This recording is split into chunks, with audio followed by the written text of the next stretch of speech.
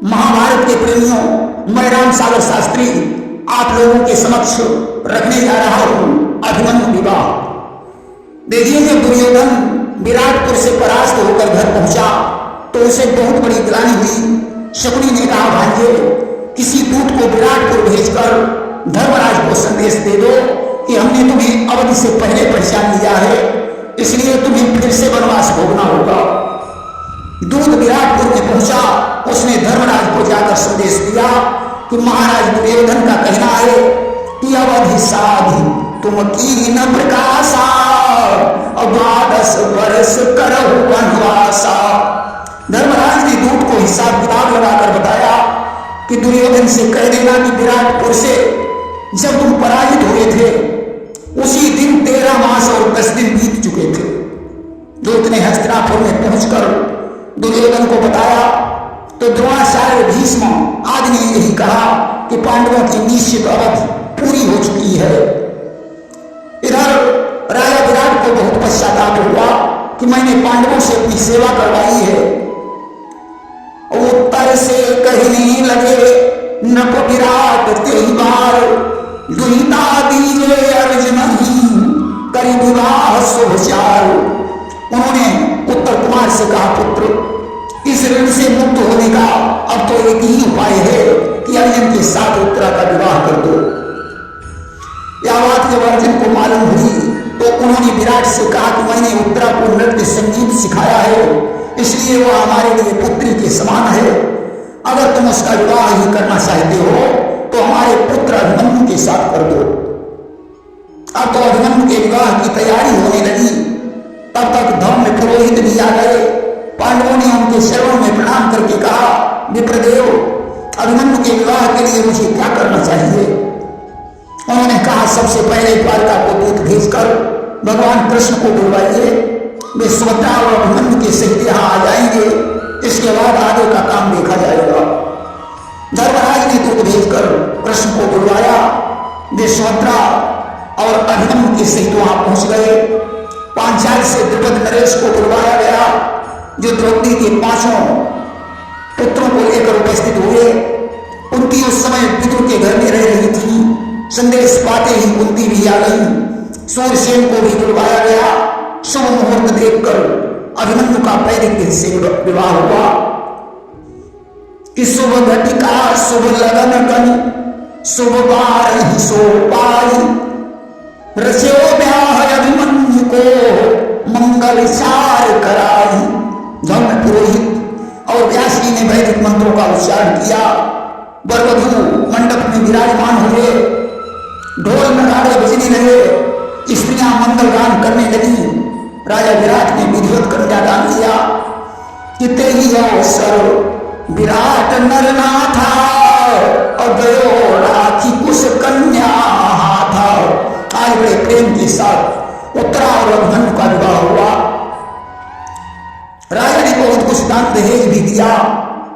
पांडवगण विराटपुर में ही निवास करने लगे। एक दिन दरबार में सभी सूर सरदार बैठे हुए थे। उस समय धर्मराज ने कृष्ण से कहा कि प्रभु, आपके हमारे ऊपर बहुत से उपकार हैं जिनको हम जीवन भर नहीं भूल सकते हैं। हमारे निमित्त अब आप शांति दूत बनकर हस्तिनापुर चले जाओ और दुर्योधन से कह देना कि वह हमारा राज्य वापस कर दे। द्रौपदी ने कहा, यह तो स्वयं दुर्योधन को सोचना चाहिए कि अवधि समाप्त होने पर उनका अधिकार वापस कर दें।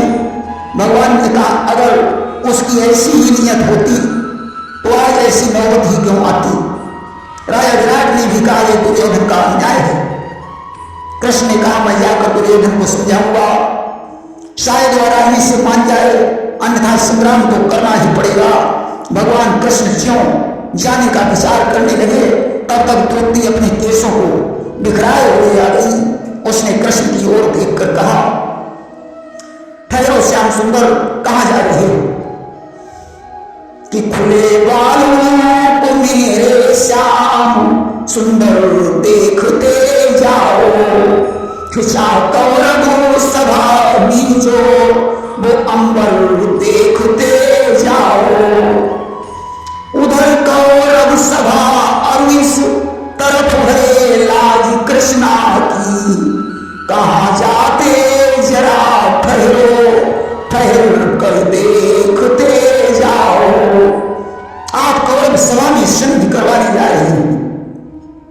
हमने जो प्रतिज्ञा की है उस प्रतिज्ञा का क्या होगा? भगवान ने कहा द्रौपदी शांति से बैठो, इस समय मैं तुम्हारी कोई बात नहीं सुन सकता हूं। देखिए, जब कोई सधवा स्त्री बालों को बिखराए हुए मिल जाए तो समझ लेना कार्य कभी सिद्ध हो ही नहीं सकता। आज भगवान कृष्ण दुर्योधन की सभा में पहुंचे। दुर्योधन ने उनका सम्मान किया और पूछने लगा, कहो कृष्ण किस लिए आए हो? भगवान बोले, पांडवों के वनवास की अवधि पूर्ण हो चुकी है, अब उनका अधिकार उन्हें वापस कर दो। पांडवों का कहना है कि मुझे 5 गांव ही दे दिए जाएं, मैं उसी में गुजर बसर कर लूंगा। दुर्योधन ने कहा, मैं सुई की नोक के बराबर भी भूमि में नहीं होगा। जड़ जमीन और जरूर पर कब्जा जमाने के लिए खून बहाना पड़ता है। भगवान ने दुर्योधन को बहुत कुछ समझाया कि पांडवों के साथ तुम युद्ध करके जीत नहीं पाओगे, परंतु दुर्योधन नहीं माना। भगवान विदुर जी के घर चले गए। विदुरानी भगवान को देखकर बड़ी प्रसन्न हो गई। वे प्रेम में इतनी पागल हो गई कि केले को छील कर बूंदा फेंक देती थी और भगवान को छिलका खिला रही थी। भगवान बड़े प्रेम से खाए। तब तक विदुर जी भी आ गए। उन्होंने विदुरानी से कहा, ये क्या खिला रही हो? तब विदुरानी को होश आया कि अरे मैं तो कृष्ण को छिलका खिला रही हूं।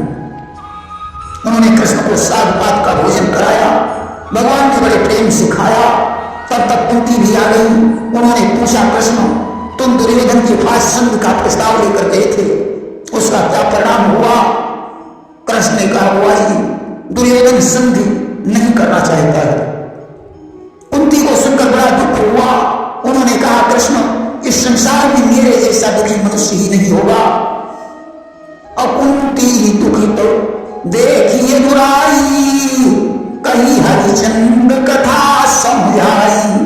भगवान ने कुंती को दुखी देखकर राजा हरिश्चंद्र की कथा सुनाई और कहा, बुआ जी जैसे हरिश्चंद्र की सत्य पर चलने से विजय हुई थी, उसी प्रकार तुम्हारे पुत्रों की विजय अवश्य होगी। एक बार मैं पुनः जाकर दुर्योधन को समझाऊंगा, अन्यथा जो होना है उसे कौन रोक सकता है? इस बार भगवान कृष्ण ने जाकर तीखे शब्दों का प्रयोग किया। उन्होंने कहा, दुर्योधन अगर तुम हमारी बात नहीं मानोगे तो आखिर में पछताना पड़ेगा। पांडवों के साथ युद्ध करना तुम्हारे वश की बात नहीं है। शकुनी ने कहा, भांजे देखो ये कृष्ण तुम्हें कितनी धमकी दे रहा है। अरे इस नाचने वाले की क्या मर्यादा है, इसे बंदी बना लो। शकुनी की ऐसी बात सुनकर विदुर और भीम विकल हो गए। विकल प्रभु जानी और बदन पसार भगवान ने अपने शरीर को बढ़ाना शुरू कर दिया। आज विराट स्वरूप को देखकर कौरव सभा चकित हो गई कि मुख भीतर देखो ब्रह्मंडा और संभ्रम सारो चित्त यखंडा। उनके मुंह में सारा ब्रह्मांड दिखाई देने लगा। अनगिनत सूर्य, अनगिनत चंद्र, अनगिनत तारे, पर्वत, समुद्र दिखाई पड़े। यहां तक कि कौरव और पांडव भी उनके मुख में दिखाई देने लगे। कौरवों और पांडवों का युद्ध हो रहा है। सारे पांडव युद्ध में मृत्यु को प्राप्त हो चुके हैं। अब तो कौरव सभा देखकर चकित हो गई। आज भीष्म और विदुर ने भगवान को प्रणाम किया। भीष्म ने विदुर से कहा, दुष्ट दुर्योधन घमंड में सो रहे, अभी उसकी समझ में नहीं आ रहा है, आखिर में परिणाम भयानक होगा।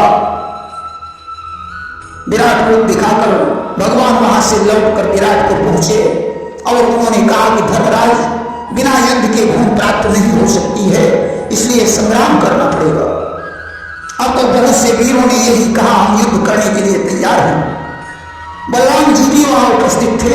उन्होंने कहा, कृष्ण दुर्योधन तो धृतराष्ट्र का पुत्र है जो पांडव से बड़े थे, इसलिए दुर्योधन ही राज्य का अधिकारी है।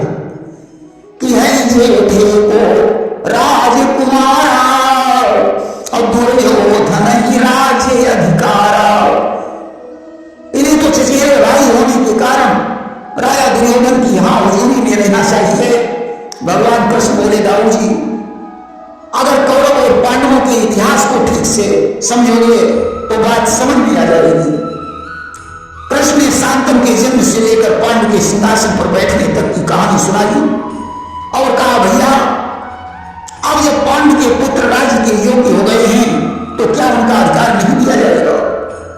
सात्विकी ने कहा अगर पांडव राज के अधिकारी नहीं थे तो इससे पहले उन्हें अधिकार क्यों दिया गया? बलराम ने कहा कृष्ण मुझे पक्षपात की बात अच्छी नहीं लगती, इसलिए मैं कौरवों की ओर जा रहा हूं। कृष्ण बोले दाऊ जी कि तीन लोक अस्त्र गहिया बनी अपारथ सोरण विजय न पावनी। अगर तीनों लोग मिलकर पार्थ से युद्ध करें फिर भी विजयी नहीं हो सकते। बलराम ने कहा कृष्ण जैसे तुम्हें युधिष्ठिर प्यारे हैं उसी प्रकार मुझे दुर्योधन प्यारा है। ये तुम कहूं धर्म राज प्रिय जैसे मम प्रिय दुर्योधन नृपति से। बलराम जी द्वारका को चले गए।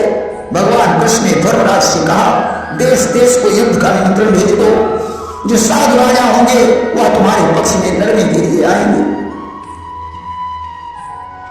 कि देश देश को समर का पहुंचाओ संदेश, आएंगे इस पक्ष में निश्चय साधु नरेश। धर्मराज ने युद्ध का निमंत्रण भेज दिया। कृष्ण द्वारिका को चले गए। इधर धर्मराज के पक्ष में धृष्टकेतु, द्रुपद, सूरसेन, जरासंध का पुत्र सहदेव, काशीराज, घटोत्कच और विराट ने सेनाएं संगठित की।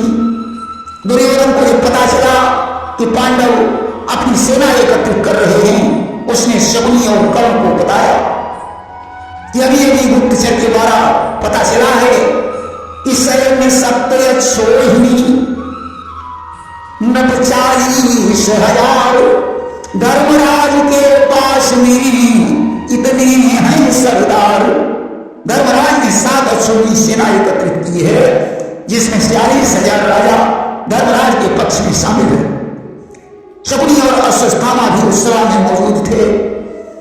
अश्वत्थामा ने कहा राजन तुम भी अपनी सेना एकत्रित करो क्योंकि अर्जुन बहुत बलवान है। कि तुम भी संदेशा पहुंचाओ अपनी सेनाएं सजवाओ, लड़ना हो तो इस तरह लड़ो वरना हक देकर गम खाओ। शकुनी ने कहा भांजे अश्वत्थामा ठीक कह रहा है। दुर्योधन ने भी संदेश भेजकर सेना एकत्रित की। मामा शल्य धर्मराज के पक्ष में जा रहे थे। शकुनी ने कहा भांजे शल्य धर्मराज के पक्ष में जा रहे हैं। दुश्मन के दोस्त को अपनी पार्टी में शामिल कर लेने से शत्रु पक्ष कमजोर हो जाएगा, इसलिए जैसे बने उन्हें यहां ले आओ। दुर्योधन ने कहा परंतु वे कैसे आएंगे? शकुनी ने कहा ब्राह्मण भोजन से और क्षत्रिय भगत से प्रसन्न होते हैं। आज दुर्योधन शल्य के पास पहुंचा। उसने कहा कि मामा चलो हमारे धामा अवाए ले नहीं तु संग्रामा। हे मामा हमारे घर चलो, मुझे छोड़कर कहां जा रहे हो? शल्य ने कहा मैं धर्मराज के पक्ष में जाऊंगा, आप तुम अगर चाहो तो हमारी सेना ले सकते हो। दुर्योधन बोला अगर आपको उन्होंने पहले निमंत्रण दिया है तो आप चले जाएं, मैं आपकी सेना से ही प्रसन्न हूं। शल्य ने कहा मुझे उन्होंने कोई निमंत्रण नहीं दिया, निमंत्रण तो तुम्हारा ही प्राप्त हुआ। खैर कोई बात नहीं, मैं उनसे मिलकर वापस लौट आऊंगा। शल्य धर्मराज के पास पहुंचे और कहने लगे मैं बिना निमंत्रण के ही यहां आ रहा था, परंतु तब तक दुर्योधन ने मुझे निमंत्रण दे दिया। अब तुम बताओ कि मैं क्या करूं? धर्मराज ने कहा तुम अपने वचन को पूरा करो, परंतु जब कर्ण और अर्जुन का संग्राम हो तो तुम कर्ण के सारथी बनकर अर्जुन की प्रशंसा करो और कर्ण की निंदा करो। उतने वचनों से ही अर्जुन कर्ण पर विजय प्राप्त कर लेगा। क्या तो कर्ण की निंदा कीजिए और मांगत हम मांगे मोहि दीजिए। आज शल्य ने धर्मराज को ये वचन दे दिया और दुर्योधन के पास चले गए। इधर धर्मराज ने अर्जुन से कहा भैया कृष्ण अभी तक नहीं आए कि यहाँ युधिष्ठिर पार्थ बुलाए कि भ्राता सुनो कृष्ण नहीं आए।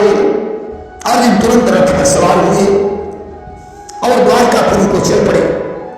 इधर दुर्योधन अर्जुन से पहले पहुंच गया। भगवान उस समय रुक्मिणी के महल में थे। उन्होंने जान लिया कि दुर्योधन आ रहा है। भगवान आंखें बंद करके लेट गए। दुर्योधन ने उन्हें शयन करते हुए देखा, वह भगवान के सिराने जाकर बैठ गया। पिता के हृदय गर्व नहीं थोड़ा, और बैठो जाई सिरानी बोरा। तब तक अर्जुन भी पहुंच गए, भगवान के चरणों की तरफ बैठ गए। भगवान ने आंखें खोली और अर्जुन से कहा, अर्जुन तुमने बेकार कष्ट किया, मैं तो स्वयं तुम्हारे पास आ रहा था। दुर्योधन ने कहा, कृष्ण हम पहले से बैठे हैं, तुमने मुझसे कुछ नहीं पूछा। भगवान ने कहा, कोई बात नहीं, तुम बताओ कि तुम्हें हमारी जरूरत है या सेना की। चार लक्ष्य गोपालकम वाहन यश समीप, एक तरफ हम शस्त्र बिना काऊ धूप काले। एक तरफ हमारी 4 लाख आदमी सेना सशस्त्र रहेगी और एक तरफ मैं अकेला निशस्त्र रहूंगा। बोलो तुम्हें क्या चाहिए? दुर्योधन ने कहा, तुम नाचने गाने वाले व्यक्ति हो, तुम्हारा हम क्या करेंगे, हमें तुम्हारी सेना चाहिए। भगवान ने कहा, ठीक है, सेना ले जाइए। भगवान कृष्ण अर्जुन के साथ चले गए। इस तरीके से कौरवों और पांडवों ने अपनी सेनाएं इकट्ठी की।